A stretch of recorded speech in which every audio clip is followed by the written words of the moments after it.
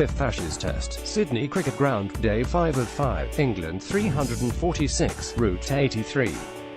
The tourists were bowled out for 180, Australia winning by an innings and 123 runs to complete a 4-0 series triumph.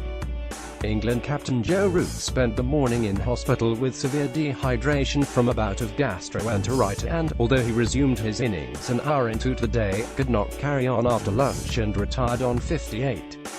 In his absence, England lost 3 wickets for 12 runs to Australia pace bowler Pat Cummins, who ended with 4 in the innings and match figures of 8 to 119. James Anderson was the last man out, unhappy to be given caught behind off Josh Hazlewood as the series concluded in the Sydney sunshine. Barmy Army defiantly continued to sing and were applauded by the Australia team before they left the field. Steve Smith's side regained the Ashes by winning the first 3 tests. The hosts have won 7 of the past 8 series down under as well as 15 of the past 20 home tests against England. Of the 4 test victories England have managed in Australia this century, 3 came in the series they won in 2010-11. By the time they return to Australia in 2021, England will have not won a test here in more than a decade. They will have the opportunity to regain the Ashes at home in 2019, with the next Test series coming in New Zealand in March, for which the squad is announced on Tuesday. Root battles en route held England together after they were reduced to 15-2 on the 4th evening, scrapping his way to an unbeaten 42 out of 93-4. His presence seemed England's only hope of an unlikely escape, but he was admitted to hospital on Monday morning. He arrived at the ground before play began, but it was too late to resume his innings and Moeen Ali accompanied Jonny Bairstow to the crease.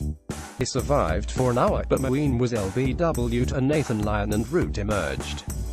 Although he was clearly still struggling, taking regular drinks, he reached his 5th half-century of the series. After his symptoms returned during the break, and exhausted, Root did not return for the afternoon session. In his absence, England's lower order crumbled to a ferocious spell from Cummins on a pitch that showed increasing amounts of uneven bounce. Bairstow was LBW playing across a straight one, while Stuart Broad and Mason Crane were undone by short deliveries. Tom Curran attacked for 23 and was supported for 7 overs by Anderson, who called for a review when he was adjudged to have edged a Hazlewood short ball, only to discover that England had used the 2 referrals. Click to see content. Most wickets England struggle on and off the field. No, only have England struggled on the field, but this tour has been blighted by off-field problems that began even before the squad was named. All-rounder Ben Stokes was arrested for his part in an altercation outside Bristol nightclub in September and has not played international cricket since.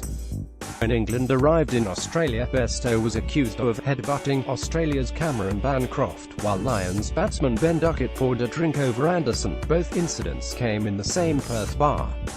On the field, the deficiencies that have seen England go 11 away tests away without a win were laid bare. The batsmen failed to make the big scores that could have put Australia under pressure, while their attack struggled to take wickets when the ball did not move.